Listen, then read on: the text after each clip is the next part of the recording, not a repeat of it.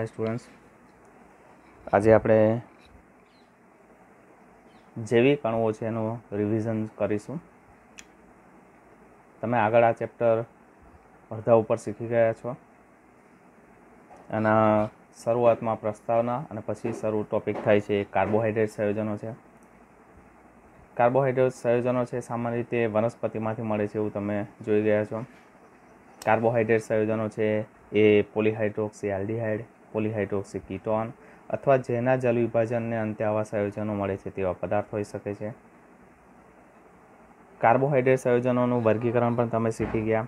Carbohydrate સંયોજનો હોય છે તેને મોનોસેકેરાઇડ, ઓલિગોસેકેરાઇડ અને પોલીસેકેરાઇડમાં વર્ગીકૃત કરવામાં આવે છે, જેમાંથી મોનોસેકેરાઇડ એકમો એટલે કે જેનું વધુ સાદા કાર્બોહાઈડ્રેટમાં જલ વિભાજન થતું નથી તે મોનોસેકેરાઇડ કહેવાય।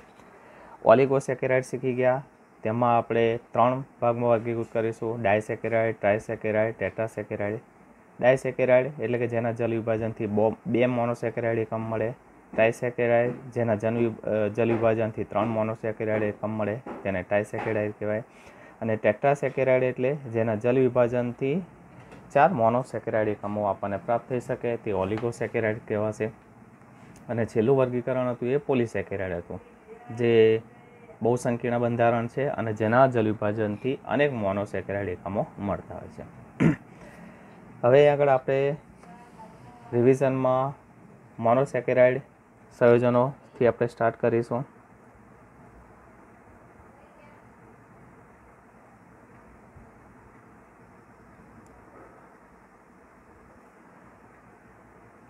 મોનોસેકેરાઇડમાં ઉદાહરણમાં પહેલું જોઈએ તો આપણે લખી શકીએ ગ્લુકોઝ।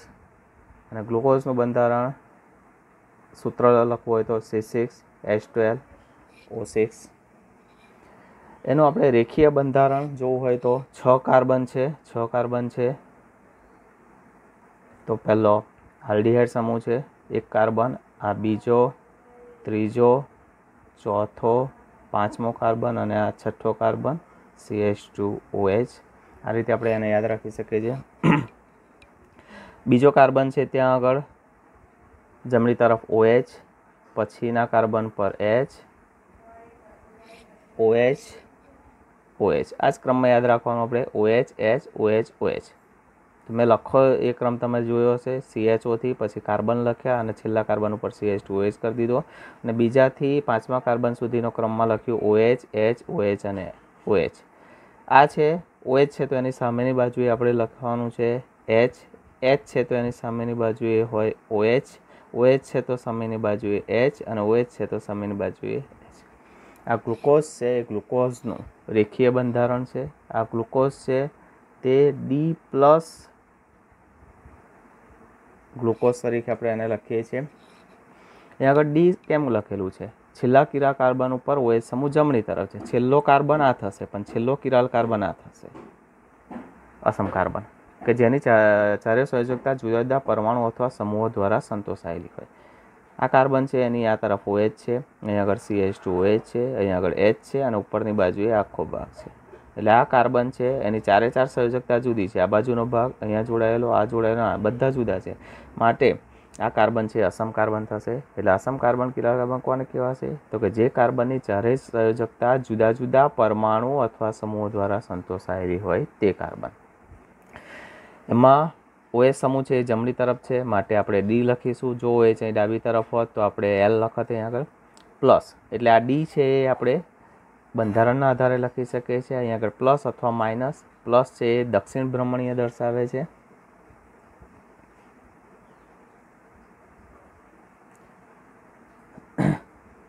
તમને ધ્યાનમાં હોય તો જે સમતલીય ધ્રુવીભૂત પ્રકાશ હોય છે એ સમતલીય ધ્રુવીભૂત પ્રકાશનું કોણાવર્તન જો ડાબી તરફ થાય તો એ દક્ષિણ ભ્રમણીય કહેવાશે અને અહીં આગળ પ્લસ ચિહ્ન આવશે અને આ પદાર્થ છે ગ્લુકોઝ છે એટલે D+ ગ્લુકોઝ તરીકે એને લખવામાં આવે છે। હવે આ ગ્લુકોઝ છે, ગ્લુકોઝનો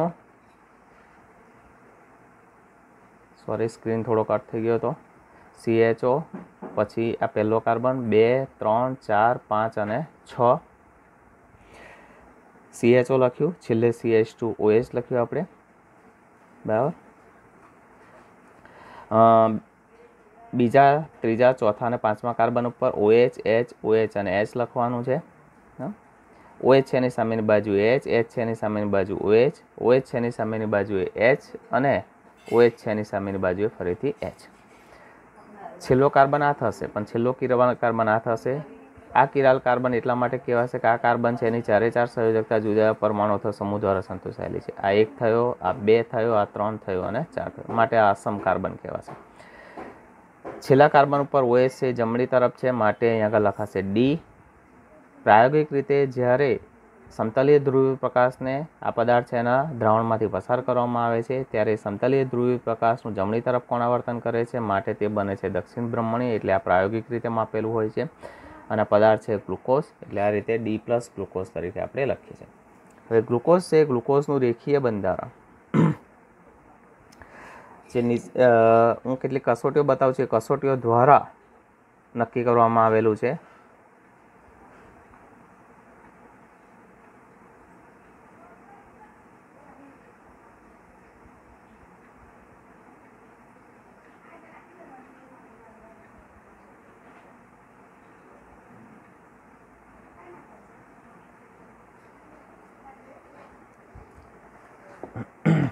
તો આ ગ્લુકોઝ છે, ગ્લુકોઝનું જે રેખીય બંધારણ થયું, રેખીય બંધારણ આ શેના લીધે આવ્યું એમ તો અલગ અલગ પ્રક્રિયાઓ કરવામાં આવી અને પ્રક્રિયાઓ ઉપરથી નક્કી કરવામાં આવ્યું કે ગ્લુકોઝનું બંધારણ આ પ્રકારનું હોવું જોઈએ.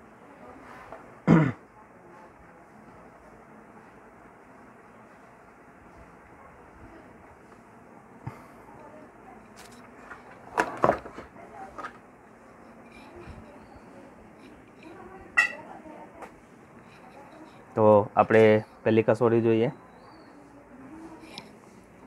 ગ્લુકોઝ છે એને સાંદ્ર HI જોડે ગરમ કરવામાં આવે.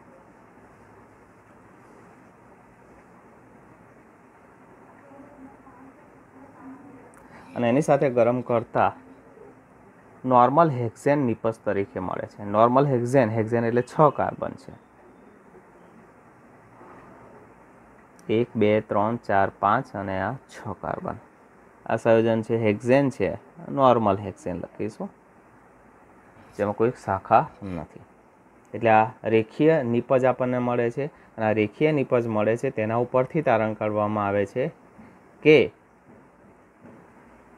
જે મૂળ ગ્લુકોઝ છે એ ગ્લુકોઝમાં 6 કાર્બન પરમાણુઓ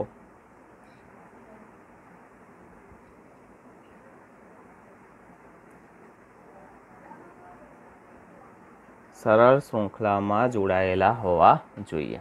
કેમ કે નિપજ છે એમાં 6 કાર્બન રેખીય સરળ શૃંખલામાં છે, કોઈ શાખા નથી. માટે આ નિપજ આ મળે છે તો એમાં જે પ્રક્રિયકમાંથી આ નિપજ મળી છે, પ્રક્રિયકમાં પણ 6 કાર્બન પરમાણુ ક્યાં હોવા જોઈએ? સરળ શૃંખલામાં હોવા જોઈએ. એટલે જે બંધારણમાં જોઈએ તો બંધારણમાં 6 કાર્બન આપણે રેખીય બતાવ્યા છે તે કહેવા માંગે છે. હવે બીજી પ્રક્રિયા,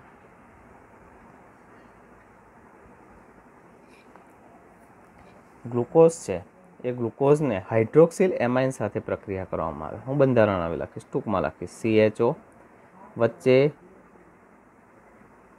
CHOH છે 4 વખત છે, એટલે 1 ને 4 5 કાર્બન થઈ ગયા. અને છેલ્લે લખીએ આપણે CH2OH. આ સંયોજન છે એ ગ્લુકોઝ લખ્યું. હવે આ ગ્લુકોઝ છે એ ગ્લુકોઝની હાઇડ્રોક્સિલ એમાઇન સાથે પ્રક્રિયા કરવામાં આવે. હાઇડ્રોક્સિલ એમાઇન એટલે NH2OH. હાઇડ્રોક્સિલ એમાઇન સાથે પ્રક્રિયા કરીશું ત્યારે મળતી નિપજ ઓક્ઝાઇમ છે. હવે આ CHO છે, આ CHOનો બીજી રીતે લખું છું, CH. અને આ કાર્બન છે એ કાર્બન સાથે ઓક્સિજન છે દ્વિબંધથી જોડાયેલો છે, એટલે આ રીતે આપણે લખી શકીએ. હવે આ CHO છે NH2OH જોડે પ્રક્રિયા કરશે, એમાં રહેલો H2 અને આ ઓક્સિજન ભેગા થઈને H2O સ્વરૂપે દૂર થશે. અને અહીંયા આગળ જે CH છે, આ જે CH છે એ દ્વિબંધ છે, તો અહીંયા આગળ દ્વિબંધ બતાવે. અહીં ઓક્સિજન ગતો રહ્યો અને અહીંયા બાકી રહેલો N અને OH છે જોડાશે, કેમ કે H2 અને O ભેગા થઈને દૂર થઈ ગયા, તો N અને OH બાકી રહે છે. તો આ ઓક્સિજનની જગ્યાએ N અને OH જોડાશે, એટલે હું લખી દઉં છું NOH. પછી CHOH 4 વખત અને પછી છેલ્લે નીચે CH2OH. અને આ નિપજ છે એ નિપજને કહેવામાં આવે છે ઓક્ઝાઇમ. તો હાઇડ્રોક્સિલ એમાઇન સાથે એ ઓક્ઝાઇમ આપે છે. અને HCN એટલે હાઇડ્રોજન સાયનાઇડ સાથે તે સાયનોહાઇડ્રીન નિપજ આપે છે. CHO ફરીથી હું ગ્લુકોઝ લખું છું, CHOH 4 વખત અને પછી CH2OH. ગ્લુકોઝ લખ્યો. HCN હાઇડ્રોજન સાયનાઇડ સાથે જે નિપજ આપે છે એ લખવાની છે. અહીંયા આગળ કાર્બન છે, એની જોડે હાઇડ્રોજન છે, હાઇડ્રોજન જોડે ઓક્સિજન છે, કાર્બન જોડે ઓક્સિજન છે, દ્વિબંધથી જોડાયેલો છે એટલે CH ડબલ બોન્ડ O કરીને લખ્યું. HCN સાથે પ્રક્રિયા કરશે તો આ ઓક્સિજન છે એ ઓક્સિજન સાથે હાઇડ્રોજન સીધે જોડી જશે એટલે OH થશે અને અહીંયાથી આ બંધ છે એ બંધ તૂટે છે અને એની જોડે જોડાશે કોણ? CN. તો આપણે લખવું હોય તો લખી શકીએ CH. આ કાર્બન સાથે ઓક્સિજન હતો, એની જોડે હાઇડ્રોજન આવી ગયું એટલે OH અને બે બંધ હતા એમાંથી એક OH થયો અને બીજો બંધ છે એનાથી CN જોડાશે એટલે બીજા બંધથી અહીં જોડાશે CN. બાકીનું લખી દઈએ as it is CHOH 4 times અને પછી લખી દઈશું CH2OH. અને આ નિપજ મળી છે એ નિપજને કહેવામાં આવે છે સાયનોહાઇડ્રીન.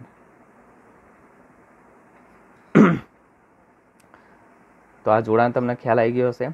તો અહીં આગળ ગ્લુકોઝ છે એ ગ્લુકોઝને હાઇડ્રોક્સિલ એમાઇન સાથે પ્રક્રિયા કરીશું ત્યારે તેમાંથી ઓક્ઝાઇમ મળે છે અને ગ્લુકોઝ છે તેની હાઇડ્રોજન સાયનાઇડ સાથે પ્રક્રિયા કરીશું ત્યારે તેમાંથી સાયનોહાઇડ્રીન નિપજ તરીકે મળે છે, જે તેમાં રહેલા કાર્બોનિલ સમૂહની હાજરી સૂચવે છે. C double bond O, C double bond O.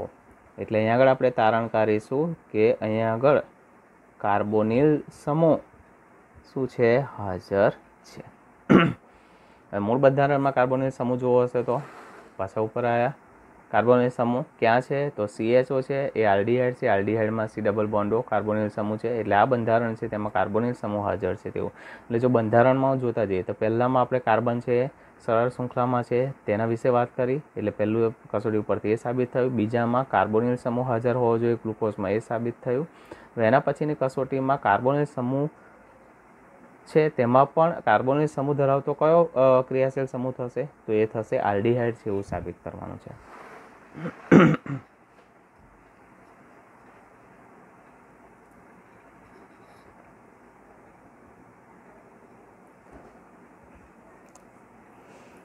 તો હવે ગ્લુકોઝ છે એ ગ્લુકોઝની આગળ પ્રક્રિયા દર્શાવે CHO, CHOH 4 ટાઈમ્સ અને CH2OH.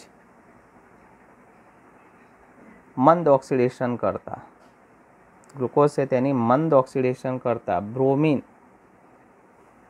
જળ સાથે પ્રક્રિયા કરવામાં આવે છે. આ બ્રોમિન જળ સાથે પ્રક્રિયા કરે છે તો એ મંદ ઓક્સિડેશન કરતા છે એ ગ્લુકોઝનું ઓક્સિડેશન કરે છે.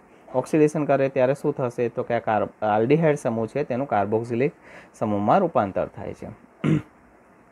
તો CHO છે ત્યાં આગળ લખી દઈશું આપણે C ડબલ OH અને બાકીનું એવું ને એવું CHOH 4 ટાઈમ્સ અને CH2OH.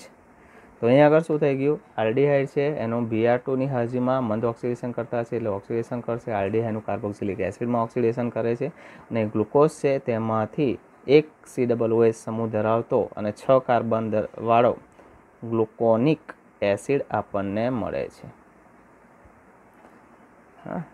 એટલે એના ઉપરથી હવે સાબિત શું થઈ ગયું કે કાર્બોનિલ સમૂહ હતો પણ કાર્બોનિલ સમૂહમાં પણ કયો? આલ્ડીહાઇડ સમૂહ આગળ હાજર છે. કેમ કે કાર્બોનિલ સમૂહ હોય તો ઘણા બધા હોઈ શકે. કાર્બોનિલ સમૂહ ધરાવતા ક્રિયાશીલ સમૂહની ચર્ચા કરવી હોય તો એ આલ્ડીહાઇડ પણ હોઈ શકે, કાર્બોક્સિલિક એસિડ પણ હોઈ શકે, એ એસિડ ક્લોરાઇડ પણ હોઈ શકે છે, એ એમાઇડ પણ હોઈ શકે છે, એસ્ટર પણ હોઈ શકે છે.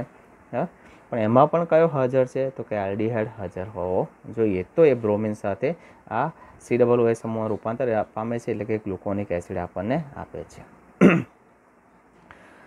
તો આલ્ડીહાઇડ સમૂહ હાજર છે તો અહીંયા આગળ તારણ આપણે શું લખી શકીએ છીએ કે આલ્ડીહાઇડ સમૂહ હાજર.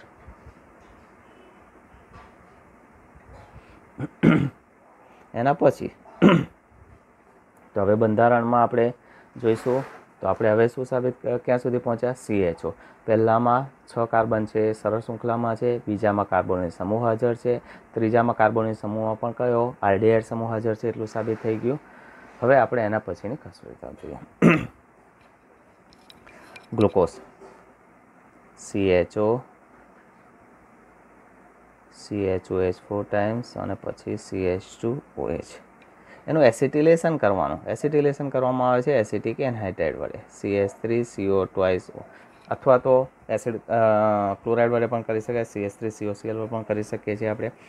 એસિટિક એનહાઇડ્રાઇડ વડે આપણે એનું એસિટિલેશન કરીએ છીએ.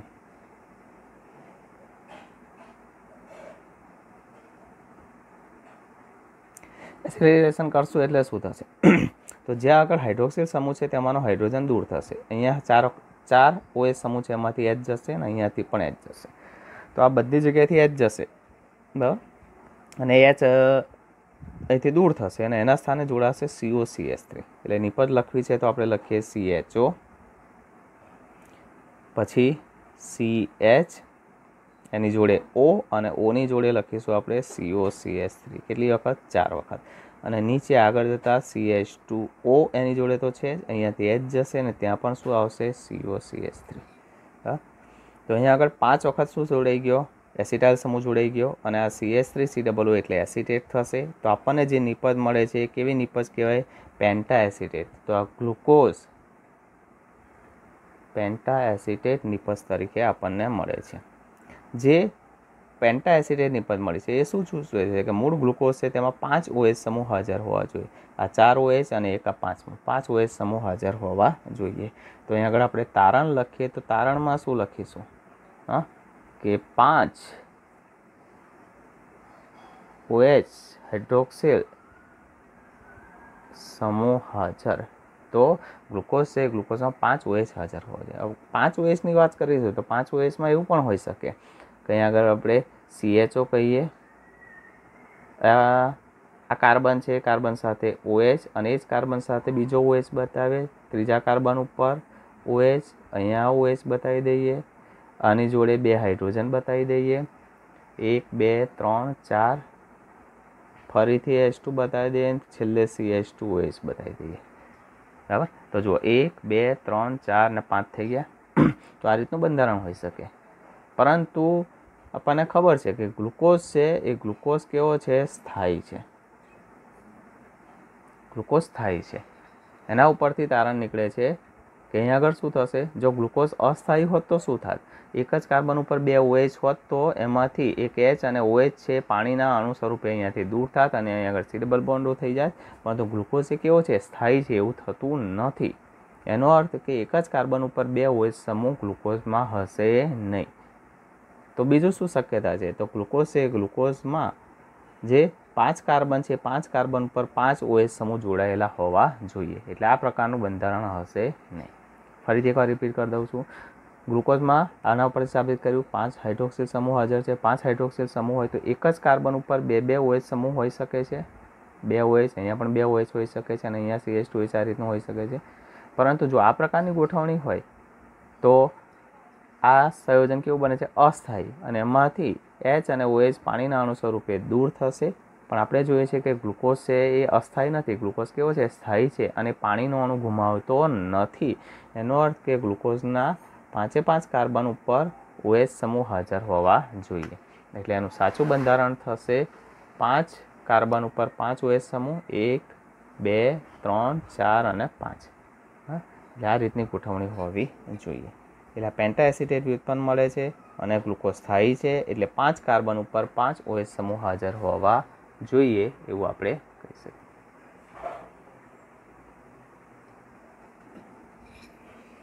હવે ગ્લુકોઝ અને ગ્લુકોનિક એસિડ. આપણે આગળની જે પ્રક્રિયા છે પ્રક્રિયામાં આપણે જોયું કે ગ્લુકોનિક એસિડ મળે છે આપણને.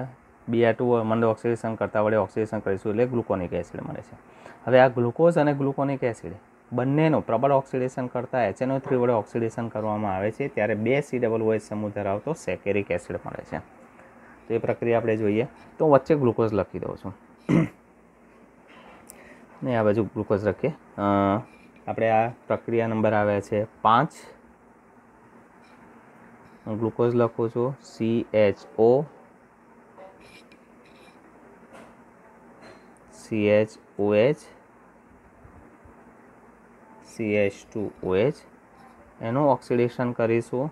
ઓક્સિડેશન કરતાં HNO3 વડે પ્રબળ ઓક્સિડેશન કરતા છે એ CHOનું COOHમાં રૂપાંતર કરી નાખશે એટલે COOH અને એ CH2OH નું પણ COOH માં રૂપાંતર કરે છે, એટલે વચ્ચે CHOH 4 વખત અને આ CH2OH છે એને પણ COOH માં રૂપાંતર કરે છે. અને આ બે COOH અને 6 કાર્બન ધરાવતો જે એસિડ મળ્યો છે ડાયસેકેરિક એસિડ, ડાય કાર્બોક્સિલિક એસિડ, એને સેકેરિક એસિડ તરીકે ઓળખવામાં આવે છે, સેકેરિક એસિડ. હવે જ્યારે આ ગ્લુકોઝમાંથી HNO3 વડે ઓક્સિડેશન કરીશું ત્યારે CHO અને CH2OH બંનેનું COOH માં રૂપાંતર કરે છે, પ્રબળ ઓક્સિડેશન કરતા છે, અને બે COOH એટલે ડાય કાર્બોક્સિલિક એસિડ ધરાવતો સેકેરિક એસિડ આપણને મળે છે. હવે ગ્લુકોનિક એસિડ એટલે આપણને ખબર છે કે CHO છે એનું COOH માં રૂપાંતર થયું છે, આગળ પ્રક્રિયામાં આવી ગયું છે. આપણે જોયું ને મંદ Br2 સાથે પ્રક્રિયા કરીશું ત્યારે એમાંથી આપણને ગ્લુકોનિક એસિડ મળે છે. તો COOH, CHOH 4 વખત અને પછી નીચે લખીએ આપણે CH2OH. તો આ ગ્લુકોનિક એસિડ છે અને આ ગ્લુકોનિક એસિડનું ઓક્સિડેશન પણ HNO3 વડે કરવામાં આવે છે, નાઇટ્રિક એસિડ વડે કરવામાં આવે છે, ત્યારે COOH તો એઝ ઇટ ઇઝ રહેશે, પણ જે CH2OH છે એનું ઓક્સિડેશન COOH માં થઈ જશે, એટલે એ પણ સેકેરિક એસિડ આપે છે. તો આપણે કહીએ કે ગ્લુકોઝ અથવા ગ્લુકોનિક એસિડનું HNO3 વડે ઓક્સિડેશન કરતાં તેને એ સેકેરિક એસિડ આપે છે, બરાબર. જે શું સૂચવે છે કે એમાં પ્રાથમિક આલ્કોહોલ સમૂહ હાજર હોવો જોઈએ. આ 4 છે એ કેવા છે? આગળ જોયું આપણે 5 OH સમૂહ મળે છે, પણ આ 4 OH સમૂહ છે એ કેવા છે? દ્વિતીયક છે, જ્યારે આ OH સમૂહ છે એ કેવો છે? પ્રાથમિક છે. એટલે આ પ્રક્રિયા છે, પ્રક્રિયા ઉપરથી આપણે તારણ શું કાઢી શકીએ છીએ કે એક પ્રાથમિક હાઇડ્રોક્સિલ સમૂહ હાજર હોવો જોઈએ. એટલે જે નીચેના CH2OH સમૂહ છે, આ ગ્લુકોઝ છે, ગ્લુકોઝમાં CH2O સમૂહ છે તેની હાજરી સૂચવે છે. તો આપણે અલગ અલગ પ્રક્રિયામાં જોયું, પહેલાં જોયું 6 કાર્બન છે સરળ શૃંખલામાં ગોઠવાયેલા છે, કોઈ શાખા નથી. પછી બીજામાં જોયું કાર્બોનિલ સમૂહ હાજર છે, ત્રીજામાં જોયું કાર્બોનિલ સમૂહ ધરાવતો આલ્ડિહાઇડ સમૂહ હાજર છે, ચોથામાં જોયું કે 5 OH સમૂહ હાજર છે, 1, 2, 3, 4 અને 5 OH છે. એમાં જ આપણે જોયું ગ્લુકોઝ સ્થાયી છે, એટલે 5 કાર્બન ઉપર 5 OH હોવા જોઈએ, 1 કાર્બન ઉપર 2 OH સમૂહ ન હોય. અને છેલ્લે આપણે HNO3 વડે ઓક્સિડેશન કર્યું, એના ઉપરથી સાબિત કર્યું કે ગ્લુકોઝ છે તેમાં એક પ્રાથમિક આલ્કોહોલ સમૂહ હાજર હોવો જોઈએ.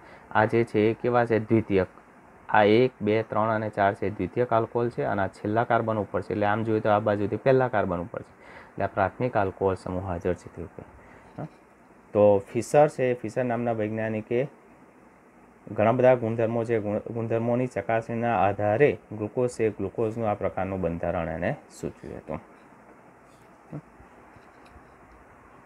તો આ આપણે ગ્લુકોઝ છે, ગ્લુકોઝના રેખીય બંધારણ છે, રેખીય બંધારણ કઈ રીતે આવ્યું તેના વિશેની કસોટી છે. હવે પરીક્ષામાં તમને અલગ અલગ 2 માર્કમાં પૂછી શકે, એવું પૂછી શકે કે 6 કાર્બન પરમાણુઓ રેખીય સરળ શૃંખલામાં ગોઠવાયેલા હોય છે, તે કઈ કસોટીને આધારે કહી શકાય? ગ્લુકોઝ છે તેમાં કાર્બોનિલ સમૂહ હાજર હોય છે, તે કઈ કસોટીને આધારે કહી શકાય? તો આ લખવાનું રહે તમારે. ગ્લુકોઝ છે એ ગ્લુકોઝમાં આલ્ડિહાઇડ સમૂહ હાજર છે તેવું દર્શાવવા માટે કઈ કસોટી છે? તો મંદ Br2 સાથેની કસોટી તમારે વર્ણન કરવાનું રહે. ગ્લુકોઝ તેમાં 5 OH સમૂહ હાજર છે તે સાબિત કરવાનું કે અથવા તો એ કઈ પ્રક્રિયાને આધારે તમે કહી શકો છો? તો એના માટે તમારે એસિટિલેશન છે એ પ્રક્રિયા લખી અને તેનું વર્ણન કરવાનું રહે. ગ્લુકોઝ છે તેમાં એક OH સમૂહ પ્રાથમિક OH સમૂહ હાજર છે, તે કઈ પ્રક્રિયાના આધારે કહી શકાય? તો આપણે કહેવું પડે ગ્લુકોઝ અને ગ્લુકોનિક એસિડ બંનેનું HNO3 વડે ઓક્સિડેશન કરવાથી ડાય કાર્બોક્સિલિક એસિડ ધરાવતો સેકેરિક એસિડ મળે છે, એના ઉપરથી કહી શકીએ કે એક પ્રાથમિક આલ્કોહોલ સમૂહ હાજર છે. તો આવું તમને છૂટક 2 માર્કમાં પણ પૂછી શકે, અથવા તો 2 કે 3 ભેગા કરી 3 કે વધુ માર્કના પ્રશ્નમાં તેને લઈ શકાય છે. એટલે એક્ઝામ માટે, પરીક્ષા માટે આ ટોપિક તૈયાર કરવો ખૂબ જ જરૂરી